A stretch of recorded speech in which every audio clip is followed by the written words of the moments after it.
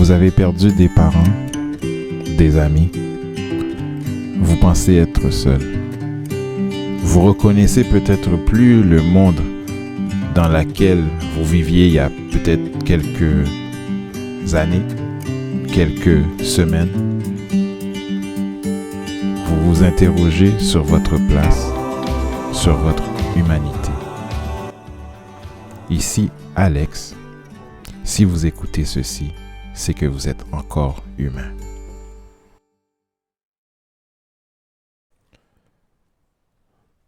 La pandémie,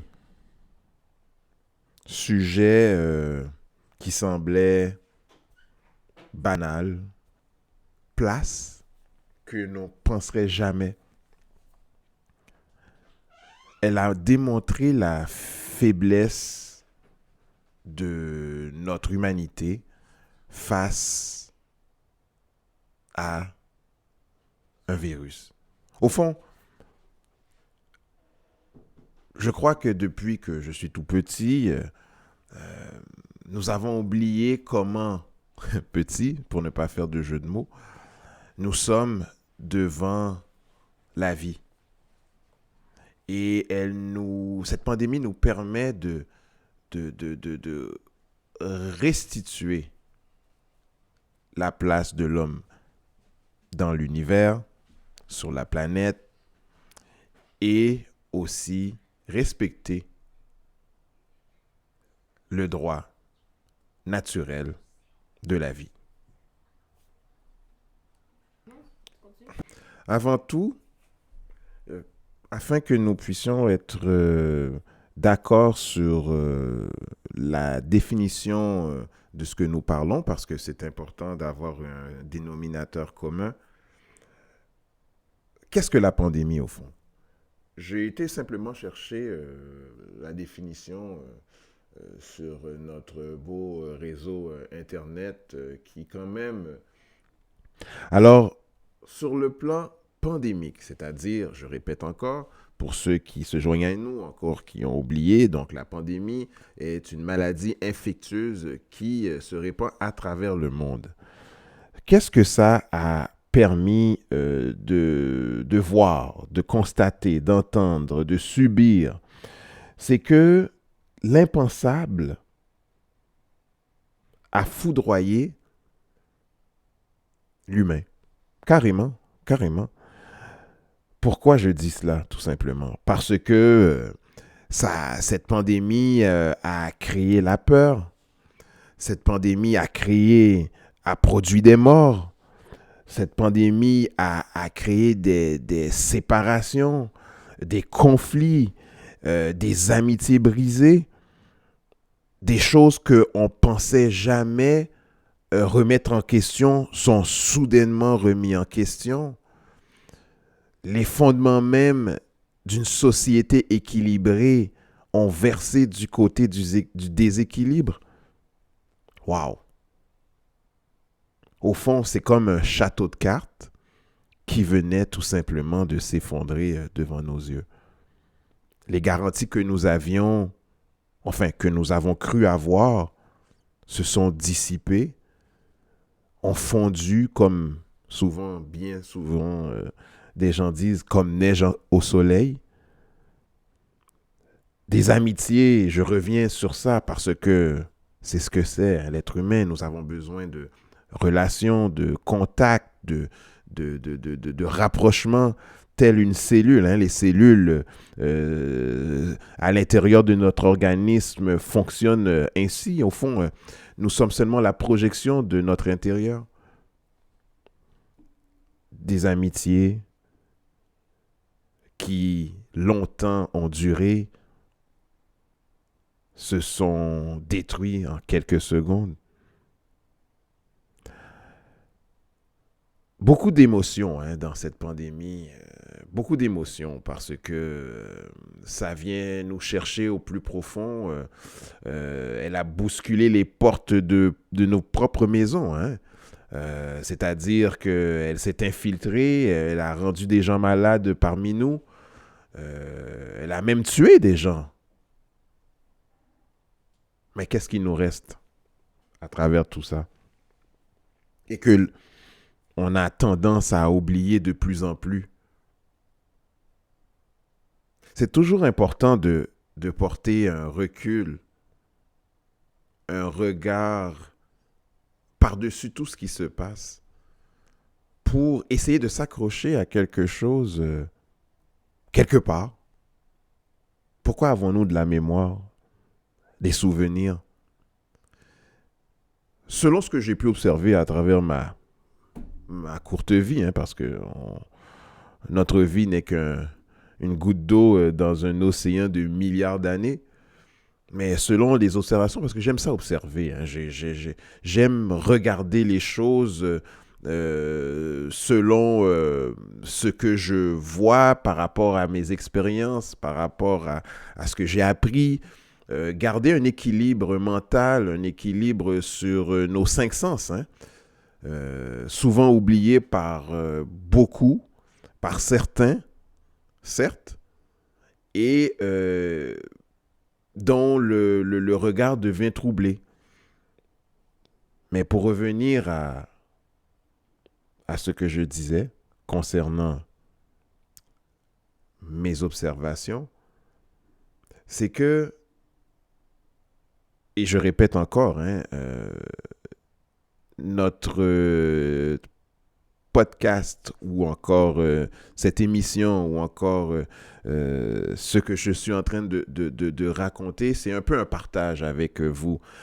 Parce que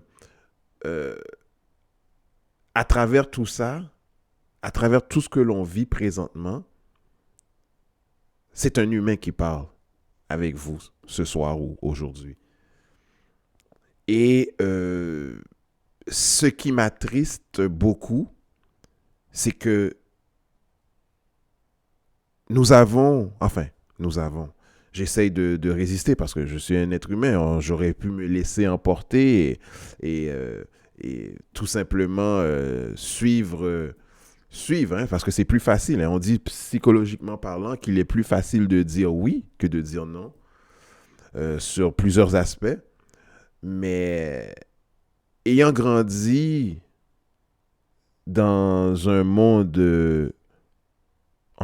que je croyais libre, la libre pensée, la liberté d'être, la liberté de s'affirmer, de partager, eh bien, justement, durant la période de tranquillité que nous avions vécue ensemble,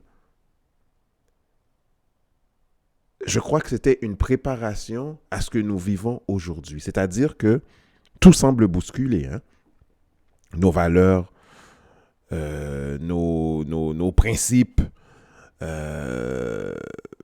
Parce qu'au fond, comme je dis souvent, tant qu'il n'y a pas d'épreuve, personne ne sait qui il est, qui ils sont.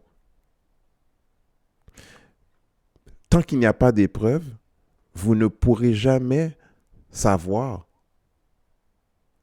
qui vous êtes réellement ou qui seront vos amis. Parce que,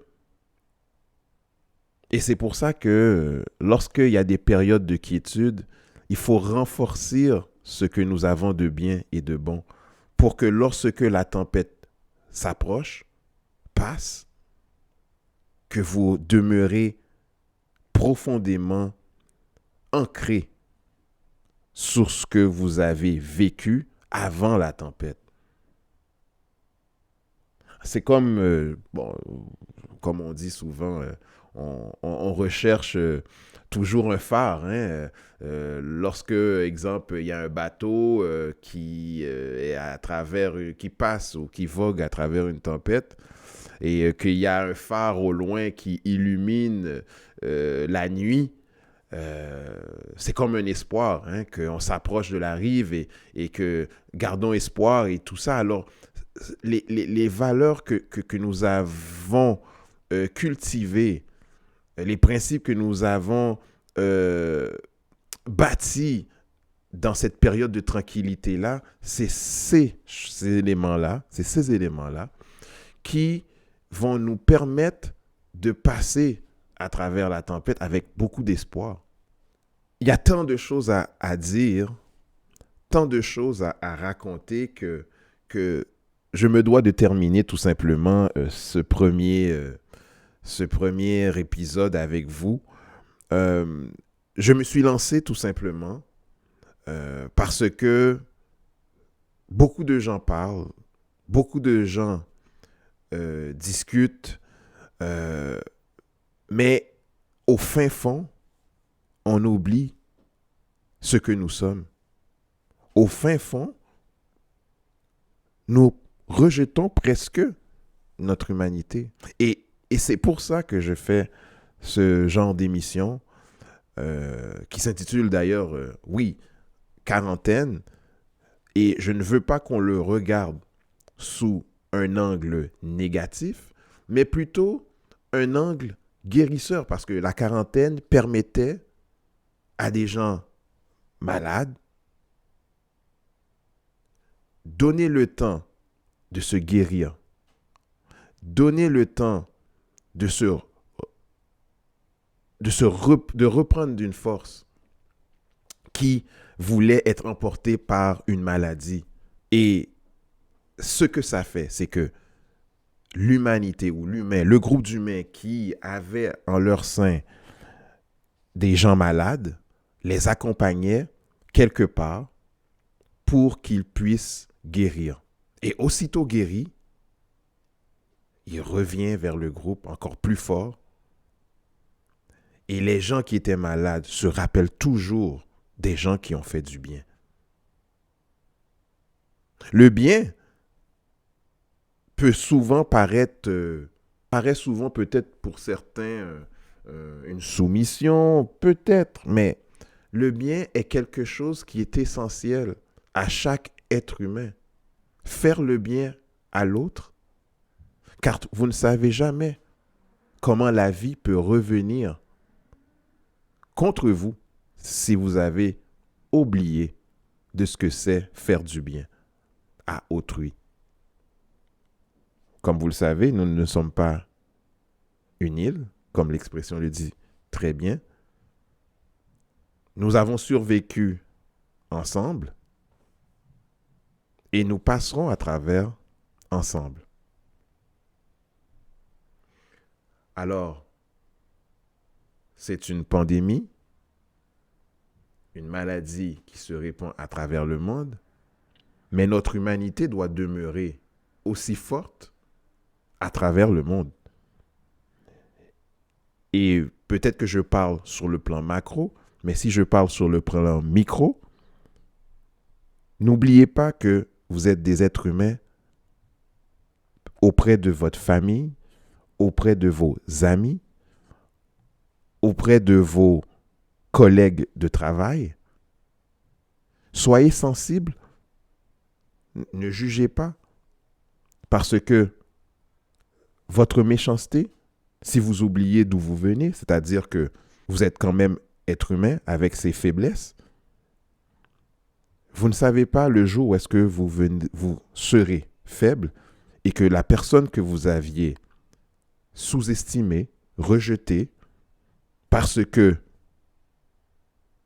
il a quelque chose en lui qui l'empêche de suivre comme vous, peut-être que c'est cette personne-là qui va vous sauver. Peut-être que c'est cette personne-là qui vous fera du bien.